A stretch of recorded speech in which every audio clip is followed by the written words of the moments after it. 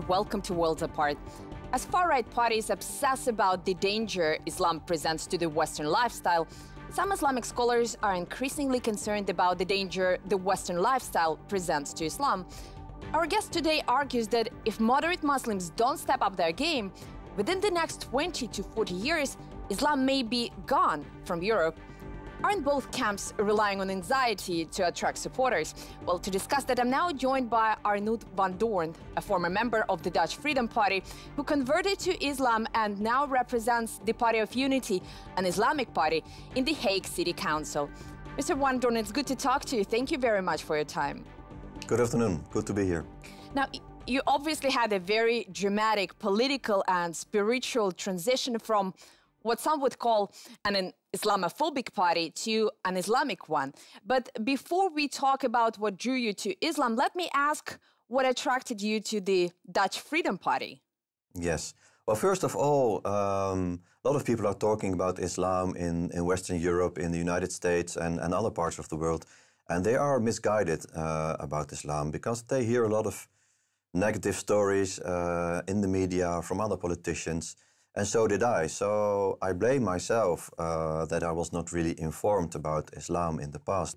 And now I'm happy to be a Muslim, of course, now since 2013. And that was a long journey. Took me over a year. But if you study Islam sincerely, with an open mind, you will find out that Islam actually is a very peaceful and a very wise religion. Now, from what I read about your spiritual journey, your interest in Islam was particularly sparked by your relationship with Geert Wilders and his film Fitna, which portrayed Muslims as intolerant and bent on world domination. Do you find it ironic, or do you perhaps see it as part of Allah's plan that your path to faith would be inspired by bigotry? Yes. Well, in that period, I sincerely believed that Islam was a threat for society, that Muslims were oppressing women, promoting terrorism. And I felt it my responsibility and the responsibility of our political party to warn people about Islam. So, again, this was a lack of knowledge. And, well, now I know the truth about Islam.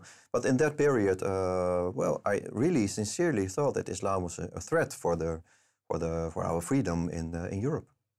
I know that just a few months ago, another high-profile member of the Dutch Freedom Party, Joran van Cleveren, if I'm pronouncing his last name correctly, converted to Islam. Do you think Geert Wilders will ever come about? I can only say, inshallah, it's not up to me who is guided to Islam and not. But of course, the best thing is not to curse him and to fight him, but to make dua for him, and maybe he will convert to Islam. You never know. Another member of the Dutch Freedom Party, PVV, Joran van Cleveren, is a Muslim now, since October last year. And I hope that many more will follow. Mm-hmm. I know that both in Christian and in Islamic tradition, there is an expression, something along the lines that God or Allah rules in mysterious ways. But I wonder if there is perhaps also a certain psychological predisposition that may make these people to switch camps so abruptly. It was not really abruptly, not for me and not for Joram. We both are educated people. We are not like people that just jump into conclusions within 24 hours. For both of us, it was a journey. I cannot speak for Joram, of course, but I think in his position, it was more or less the same. If you start to study about Islam, then you will find out what Islam really stands for. And for me, this was a journey that took me more than a year, and with ups and downs, and with a lot of questions during this period. So it was a struggle. It was not like you wake up in the morning and then you think, "Wait, let's become." I may have not phrased it correctly, but certainly it was a very long journey, and the journey from one end to another. You went from hating Islam to loving it. Do you think there is certain psychological predisposition that leads people down that path, or was it just random? I cannot judge about that because it's in the hands of Allah, of course, who will become Muslim and not. In my position, I don't think it was like a psychological point of view. It was just a rational a journey for knowledge, and I started to learn about Islam not with the intention to convert, but just I was interested in Islam because you hear a lot about Islam, and I just wanted to know more. But again, if you study Islam and you are sincerely and you are open-minded, then you will find out that Islam is not standing for oppression, for terrorism, and for intolerance. Quite the opposite. Now, in many of your interviews, you argue that there is a war going on against Islam. Yes. Who is waging that war? Islam is under pressure worldwide, and since 9/11, there is a war against Islam, not with weapons, at least not in Western Europe and in the United States. But there is a war from a lot of people, from other political parties, from the media, and for some lobby groups and organizations. They are promoting themselves and telling people that Islam is a threat for society. And this is a war because now, even in the Netherlands, people and Muslims in particular, on paper we all have the same rights, but in reality the rights of Muslims are under pressure. But if we consider the statistics, the number of mosques, political representation, even media narratives, Muslims seem to be far more incorporated into the fabric of European life today than ever. Aren't you perhaps exaggerating the oppression of Muslims in Europe in the same fashion you used to exaggerate the danger presented by them? Yes, but now I know more than I knew a couple of years ago. And I was in this political party, PVV, and we talked about a lot of people in this period about how to fight Islam and how to find Muslims in general. Again, not in a physically way, but people are afraid that the Muslim population is growing and they are gaining influence, and their level of education is growing, and they are starting businesses, and they are active in politics and in other social platforms. In society in general. And for a lot of people that is a threat. It was never meant to be that Muslims, the immigrants, would stay here. But now the third, fourth generation, they are here and they are not planning to leave. And unfortunately, that is a threat to a lot of people. Well, according to the Netherlands General Intelligence and Security Service, Islamic extremism in the Netherlands has transformed from virtually invisible into an open and widespread phenomenon with several hundred supporters and thousands of sympathizers. Do you agree with this assessment? Because it seems that some of those fears that people may have of Islam, they are based on objective trends. Or maybe I should have said that some of the fears that people have towards particular group of Muslims are based on real threats. Of course, so there's always, and you have that in every religion, there's always a small percentage of people that are extreme to the left or to the right side. You can be extreme in fighting against other religions, what is not the purpose of Islam. Islam is a tolerant religion. But extremism is not Islam, not to the other side. Like, for example, assimilation is also a form of extremism. So you have to stand for your values, and extremism is not a part of Islam. And people within Islam, this small percentage, we're talking about maybe 1 or 2% that are aggressive and misguided and don't understand Islam. We have to, of course, we have to deal with them in a legal way. But I think you would also agree that certain strands of Islam are more prevalent than others. And I think what we see in many Muslim countries is an effort to preserve indigenous Islam and protect it from foreign influences, particularly the Saudi influence after a long record of what I would call predatory religious practices. Do you believe in diversity within Islam, and do you think it should be protected? Diversity, well, Islam, in my opinion, and again, I'm not a scholar, I'm not a sheikh, of course, but Islam, there's only one Islam, and the only Islam that is the Islam as it should be is a tolerant and open-minded religion that has respect for other religions and other people and for non-Muslims, and Islam stands not for violence. Again, the small group of people that are presenting themselves as Muslims, you can doubt if they are Muslims, it's not up to me to judge about that, of course, but they are. We know, we have done some research that some of these people actually are from political parties and organizations that are actually fighting Islam. So if they are really Muslims and if they are fighting from a Muslim perspective, that is something you can question about.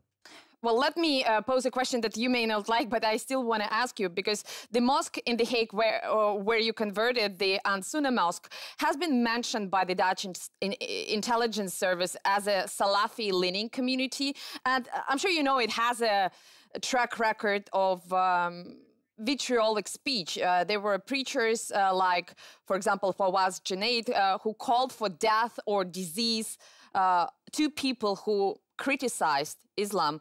Do you think that kind of speech should be allowed in the mosque, particularly in your own mosque?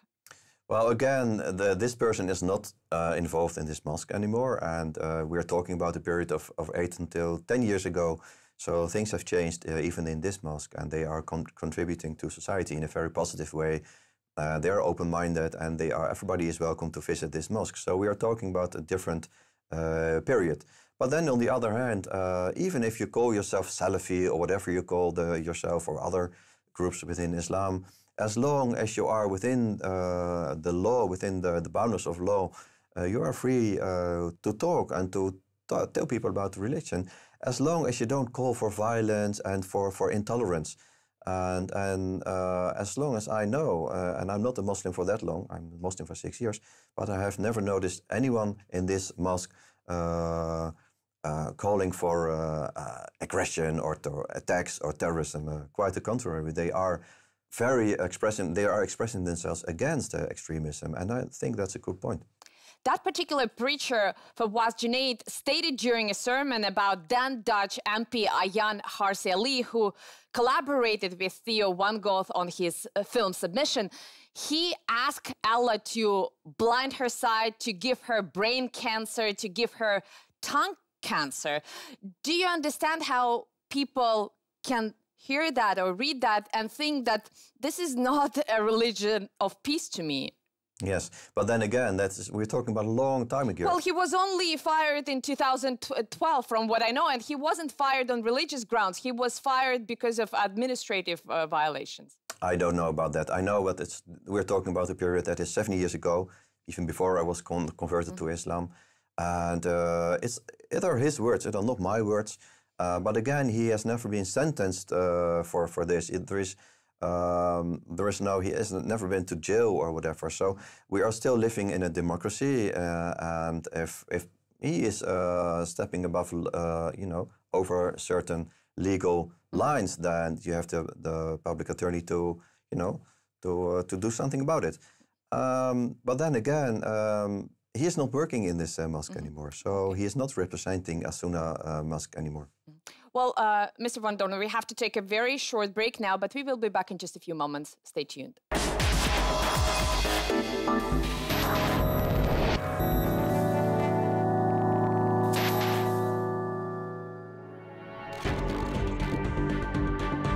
Welcome back to Worlds Apart with Arnoud van Doorn, president of the European Dawah Foundation.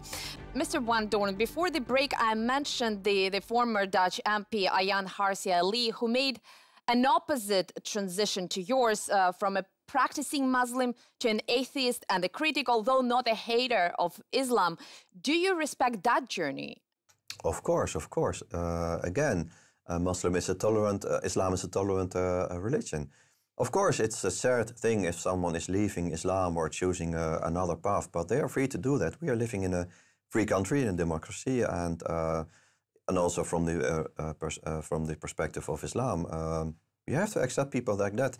Of course, we have to try to do something, try to convince people by talking with them and exchange information. Maybe you can get them back to Islam, but again, this is not in our hands.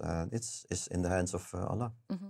Now, Islam has long had a somewhat complicated relationship with the freedom of speech and expression as they're defined in the West. And I know that in the Netherlands in particular, this debate became far more polarized after a series of murders of people who were critical of Islam, particularly filmmaker Theo van Gogh. 15 years later, do you think the Dutch society has been able to find a proper balance between religious and non-religious expression?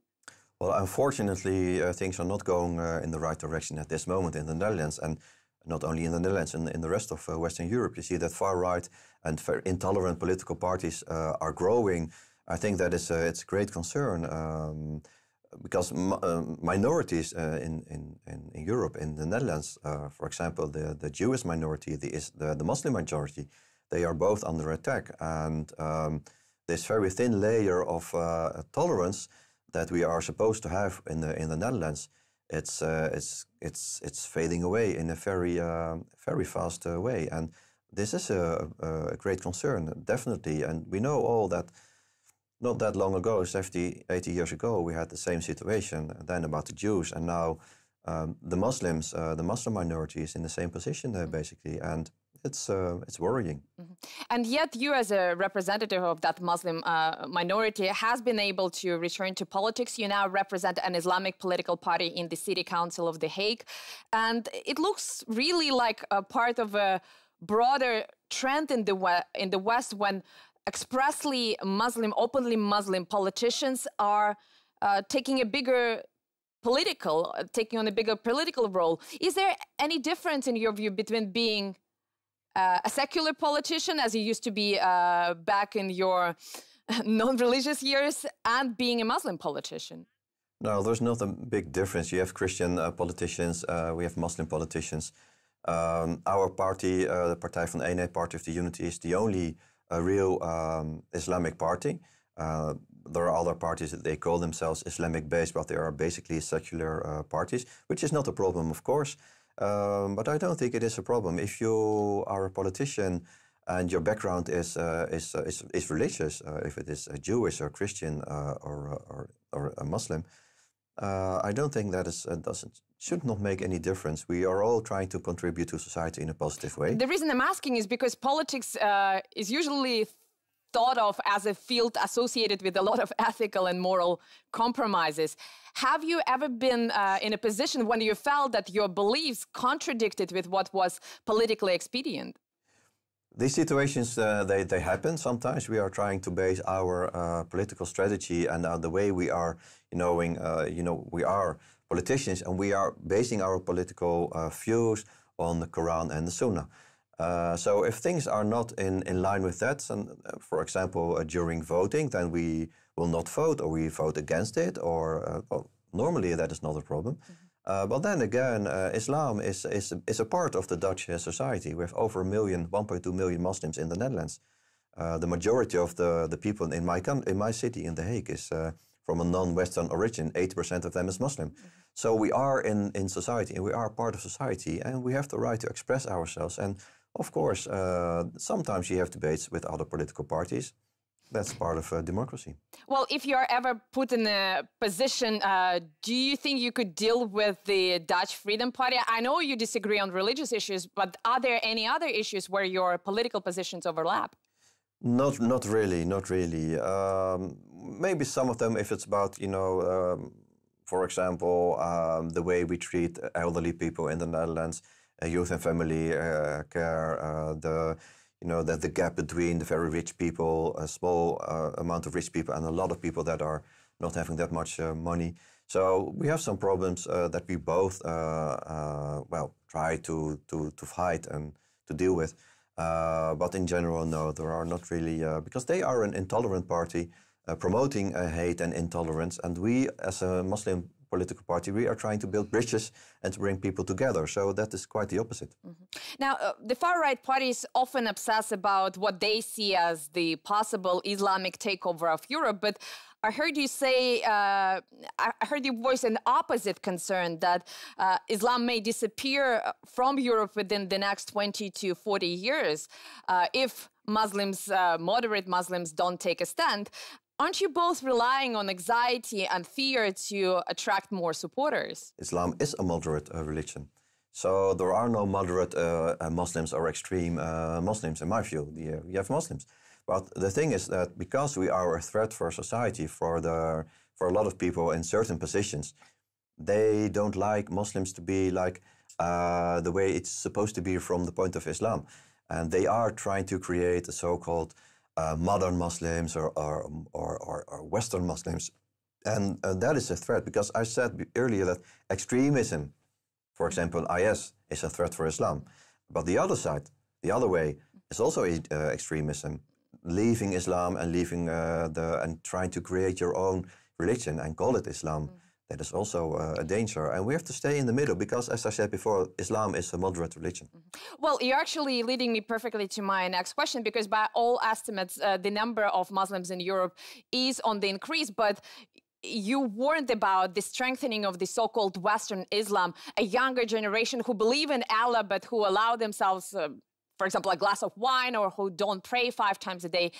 Is it really up to you or anyone else on this planet to determine who is a good Muslim and who is not? No, of course not. It's not up to other Muslims to decide or to judge if someone is a Muslim or not. It's up to Allah, and we have to respect that. And I do, of course. But we also have to warn, especially the young generation, the young people, for the dangers of this so-called Western Islam, where you're supposed to drink alcohol, you go to a bar, you go to a discotheque, all these things that is common in Western countries. But the good thing is that especially the young generation, you're talking about the young generation, they are just getting back to the Islam where at least what it's supposed to be.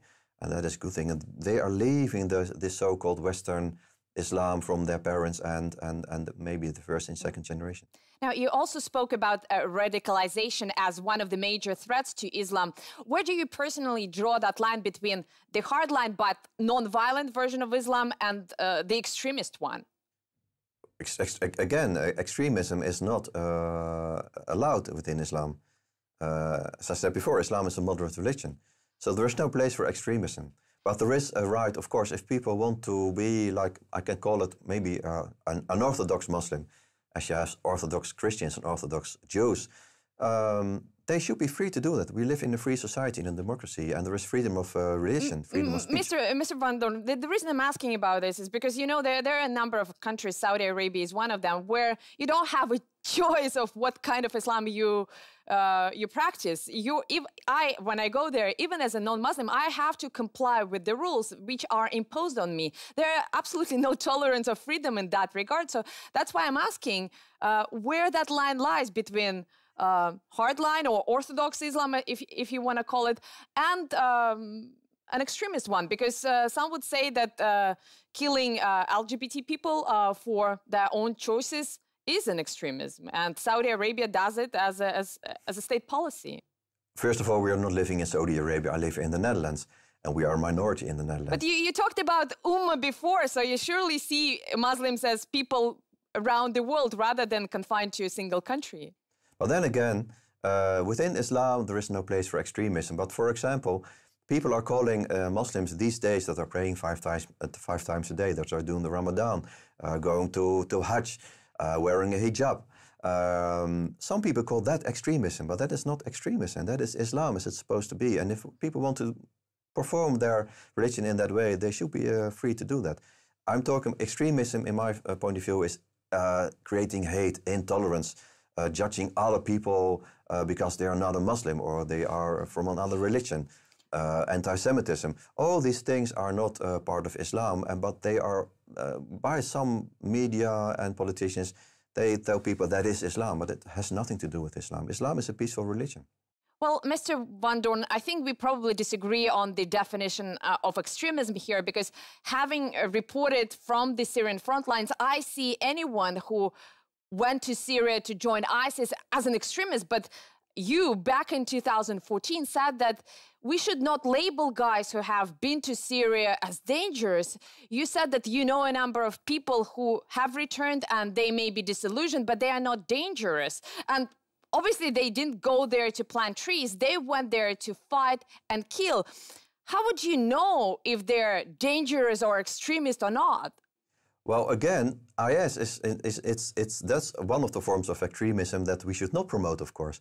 In my opinion, again, I'm not a scholar, but IS has nothing to do with Islam. And IS is probably created by other organizations, but we don't have the time to talk about that.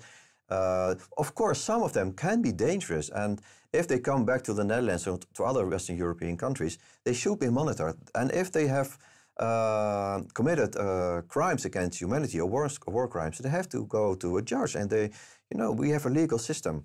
But we have to monitor these people. But to say all of them, including their wives and innocent children, some of them 3, 4, 5, 6 years old, you cannot say they are terrorists. And if they are sincere and they feel sorry for what they have done, you have to come back and you have to go to stand for a judge and and you have to be monitored. But these people need a chance. They need a second chance, like everybody else.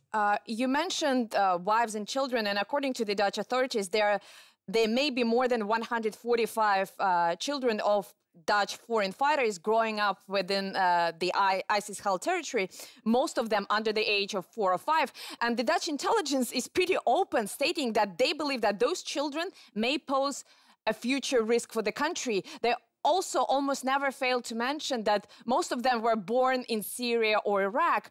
Should that mean that the Netherlands has no responsibility for those kids and that those kids should be dumped in Syria and nobody should take care of them? Well, it's outrageous, of course, to say that children the age of 3, 4, 5 years, that they are a threat for society. That's ridiculous. Of course, it's ridiculous. That's creating hate. That is creating intolerance.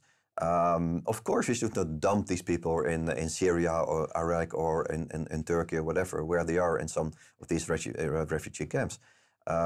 We are a democracy. We are a legal society, and they have the right to come back. But then, if they have done something that is against the rules, if they have killed people or committed war crimes, they have to stand for a judge, and some of them will be convicted. And if they are convicted after they have done their sentence, they are free, and they should be guided and monitored.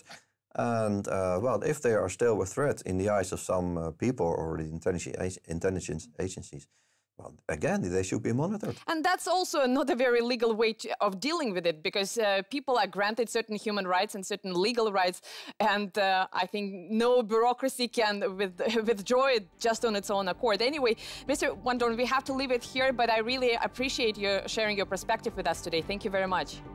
You're welcome. It was a pleasure. I encourage our viewers to keep this conversation going on our social media pages, and hope to see you again, same place, same time, here on The Worlds Apart.